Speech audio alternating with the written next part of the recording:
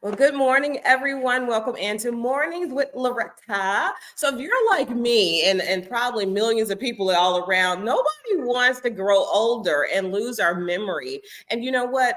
We don't have to. There is no science that says that is going to have to happen. There's some help for us, and we have with us Peter M. Castleman. He's going to share some tips and advice on how to use nutritious food to support our memory functions and our minds and brains. And he's the author of one of my new favorite books, Eat to Think. So good morning, Peter. Good morning. Thanks for having me on. Of course, let's just jump in. So how can we take control for better cognitive health? That's like the $1,000,000 question here this morning. Well, I'm going to go back to three basic points. Number one, we're born, we come into this world with a beautiful brain. And that brain runs our entire body. It's like having 1,000 computers sitting on top of our shoulders. And the most amazing thing about it is our brains are designed to live forever. They're designed to call neuroregeneration.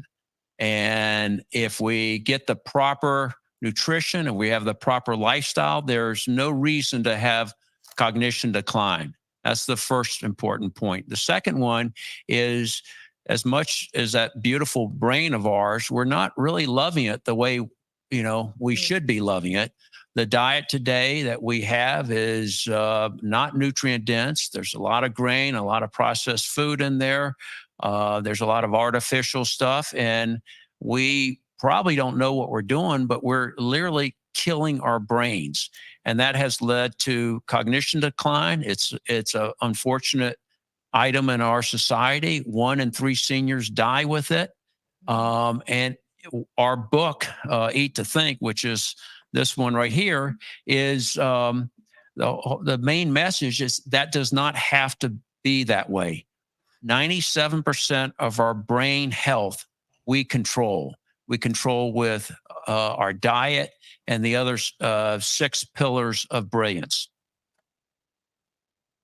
That's why I said it doesn't have to happen their way. And nobody can prove that to me scientifically or biblically that that is supposed to happen to us. Matter of fact, it's so contrary to that point. So what are some of the nutrients that are crucial for brain nourishment that we can start doing today? Well, the information about the brain is, you go to Dr. Google or other sources, very complex and confusing. And what we've tried to do in this book is to make it very easy. And it goes back to the basics. Our brain needs the essential nutrients. It loves omega-3. It loves a handful of other nutrients, and it doesn't like the bad stuff. And one of the issues that I have, and my co-author Eric Christensen has, is so many people are telling us what to do. We don't want to tell people what to do. You can still love life, you can still love your food, but reach for things that are nutrient dense. And that's the key, is to have nutrient dense foods. And if we do that, we're feeding our brains with the items that it needs to have neuroregeneration, to prevent inflammation, to remain lively, to not have early cell death, and to fight off cognition decline. You know what? That's going to be a new phrase for me. Fight off cognition. Because we have got to do that, Peter, because there's what I just can't stress this enough. I think people overlook it because it is so simplistic. So for individuals, like a lot of people that are watching today, and thank you everybody for watching, on this new journey for better health, what resources do you recommend to support and guide them along the way? And I'm including me, because I want to do better. And I do have these nutrient survival bars that I can't wait for us to talk about. So just give us some resources that you recommend. Yes, in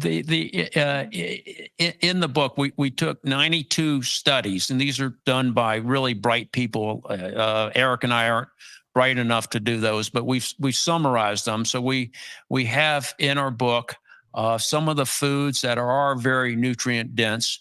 We've also, you mentioned our bars, and this is this bar right here, which is the omega-3 bar. We also have some foods that make it easier to do.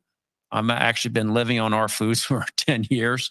And all it is trying to put in a form that we're reaching for the good stuff versus the bad stuff. You can still enjoy the foods, enjoy all the sins of the foods. But for instance, on this bar right here, this is the equivalent of eating a fillet of salmon. It has the same amount of omega-3. Your brain loves omega-3. So does your heart, by the way. This has just as much omega-3 as a fillet of salmon, but it also has 40 essential nutrients. It's full of proteins and polyphenols. It's full of vitamins and minerals and fiber, and it has nothing artificial.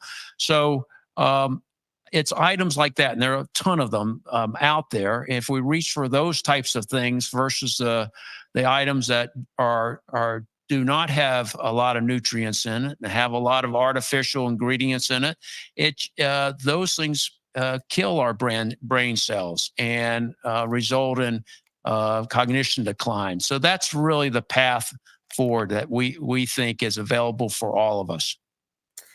Oh, wow. Our time is running out so quickly. I want to make sure that people understand I'm not taking these, or I love bars, right? They're so easy. You keep them in your purse, in your car, you can give them to your whole entire family. And I take omega-3s. I know the importance of those, Peter. So I'm so glad that you put it in a bar form and that is easy and convenient for us. But you guys have done the scientific work. And I want them to get this book, because I want you to come back on, Peter, please. And let's talk about this book, because as I was looking at it, you have this section saying, how does your brain become inflamed in the first place? That's a great place to start. And this is just not your regular book, right? You are giving us so much information, and you write it in such a way that an 8th grader or 4th grader now these days can understand this. So thank you so much for doing all this for our brain health, because people didn't just live to eat, they ate to live. And that is why they were so healthy and so aware back in the old days, as they say, and they could do so much at 100 years old or at 80 even. And that was really older than back in the day when you were 80. So Peter, thank you for the research. Thank you for your heart and your determination to get us healthy and so our brain function is not declining. Yeah. So, well, thank you for having me on. I actually wrote this for my understanding. So you just said I'm a 4th grade level, which is probably good because that's about where I am. But we do not have to accept cognition decline, and we can our loved ones. We just don't have to do it, and we hope this is a first step. It is a first step and a well sought after and planned out step. And I want to help people on this journey to improving our cognitive health. And I'm going to invite you back. That's what I'm going to do. I'm going to invite you back. Well, thank you very much. And you're great to address this subject, which is so important for so many people. For everybody. So Peter, thank you so much. I know you have to go. We'll talk soon. Bye-bye. Okay, thank you. Bye-bye. So he has to go and I get to stay, because I'm telling you, we're on this double whammy kind of health talk today.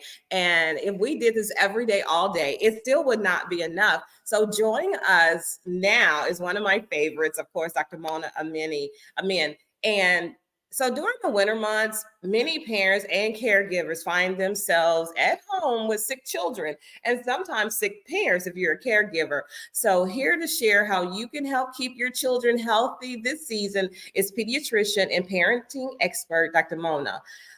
So Dr. Mona, thank you so much for being here. Thank you for having me.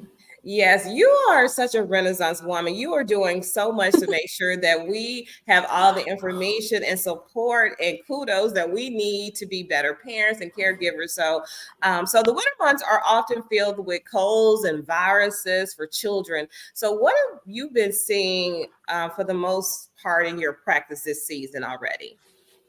Yeah, so we are seeing a lot of colds and viruses. And unfortunately, when there's cold and viruses, ear infections follow. And it's one of the most common reasons I see children in my office. And that's why I'm excited to introduce Smart Check from Children's Tylenol, which is an easy to use otoscope device that provides parents with caregivers with 24/7 access to expert care. It allows caregivers to remotely capture and share recordings of their child's eardrum with a healthcare professional to check for potential ear infection remotely. And this safe product works just like your healthcare provider's otoscope, which is a magnifying tool that visualizes the eardrum and the ear canal, turning a professional tool into an at-home device. You know what? All I can do when I was reading this is just shake my head and say, where was this 20 years ago? Where was this technology? And it's just still alarming. The rates are so alarming. How many children are having ear infections still? My children are young adults. So I'm thinking, what is causing this? Because my mom said, well, of course, they didn't have the technology that even I had to understand ear infections. So how can parents and caregivers stay prepared when ear infections happen? Because they're probably going to happen. Yeah, the most important thing is at the beginning of cold and flu season, going through your medicine cabinet and making sure you clear out any expired items and replenishing anything that you may need. I think it's also really useful to have the proper tools, such as a digital thermometer and a personal otoscope. Okay, so we love the digital thermometers. So the otoscope. Tylenol is a champion for children and their health, is all I can say for doing this fantastic tool and making it available for home usage. So what should a parent do if their child is experiencing ear infection symptoms? And can you tell us what those symptoms are? Yeah, so not all ear pain is an ear infection, and not all ear infections need antibiotics. And the symptoms can include pain, fever, so a child may be tugging at the ear. But again, not all of that is always an ear infection. Using telehealth tools like SmartCheck, this can help a family check for potential ear infection from the comfort of the family's home. SmartCheck simply slides over most iPhone or Android cameras, turning the smartphone camera into a personal otoscope. And using the free companion app, caregivers can capture an easy, high quality recording of the child's eardrum using the patented eardrum finder guidance feature. And through the app, they can easily share this video recording with a healthcare professional to gain access to 24/7 expert care. Because I was wondering, how do we get that? How is it? Video that we tell our pediatricians what we saw, or is that app where we can email it to them or text it to them, what's showing them what we see? So because I still think it'll be hard for me to look at my child's ear and say, oh yep, that's an ear infection versus something else. So how does that smart check get the information to our pediatrician? Amazing question, because a smart check isn't a replacement for a diagnostic evaluation. That's your clinician's job. What this can do is get that video recording, and just say you're using it for telehealth. You can pair it with the telehealth app to be able to send that recording to your child's doctor. Or if you're going to be seeing that child's doctor in person, take a visual of the eardrum, say, hey, I think I need to go see my doctor, go to the doctor, have them examine the ear in person, but also show them the recording to show them what you've been seeing at home as well. I love that answer. So as a pediatrician, what advice do you have for parents looking to incorporate telehealth into their everyday care routines? Because it's new, we've been doing it, especially since COVID. It made it more, it normalized it almost. So still people are saying, I want to go in the office because I want them to see them. How are they going to diagnose them if they're not touching them and they can actually talk to them? So what advice do you have to incorporate that? You are right on that this is not a replacement for in-person care, but having incorporated telehealth into my clinical practice, I have found that it can provide reassurance as well as providing parents with next steps and that peace of mind that a lot of parents are looking for in the middle of the night or in the middle of the day when they may not know whether they need to go into the office. So as a reminder, This is not a replacement for in-person care, but it can provide parents with the reassurance and the next steps they need to get the best care for their child, including knowing if the child has an ear infection that needs treatment. I love telehealth. To me, it just takes triaging to a very high needed level because it, like you said, it does reassure us if we can just talk to a medical professional right Yeah. there and then until we can get into the office. So, man, this went so fast and I have so many other questions. You're so good at this. You are so good at explaining everything in such a manner that it's so easy to talk to you and to receive what you're saying. So where can we go for more information? Yeah, so for more information, go to Tylenol.com, which can show you also how to use this feature and more information about cold and flu season in general. Yeah, because it is here. It's sunny here where It I is am here. in the South, but honey, I know what's wreaking havoc under the surface of colds and viruses. And we were telling people that don't just take an antibiotic because you have a virus because it's not what you need. Antibiotics will not help a cold or a virus. So make sure you're doing telehealth. And if it's for a child, make sure you're and thank you, Tylenol, Children's Tylenol, for the smart check. And thank you, Dr. Amin, for being our guest today. I hope you'll come back. I hope so too. Thank you for having me. All right. Have a great day. Bye-bye. You too. Bye. So Dr. Amin has to leave. Let me just do a quick recap because a lot happened in those almost 20 minutes. So we started off with Peter Castleman, and Peter is the chairman of Nutrient Survival, chairman of Wise Code, chairman of Nutrient Institute. He's a lifetime entrepreneur who, for the past decade, has been dedicated to improving human nutrition and information about what is in our foods. He fundamentally believes the human body and mind are remarkable, and I agree with that 100%, with regenerative powers that can protect us against most wellness and health issues. If we care for our bodies and our minds, they will care for us.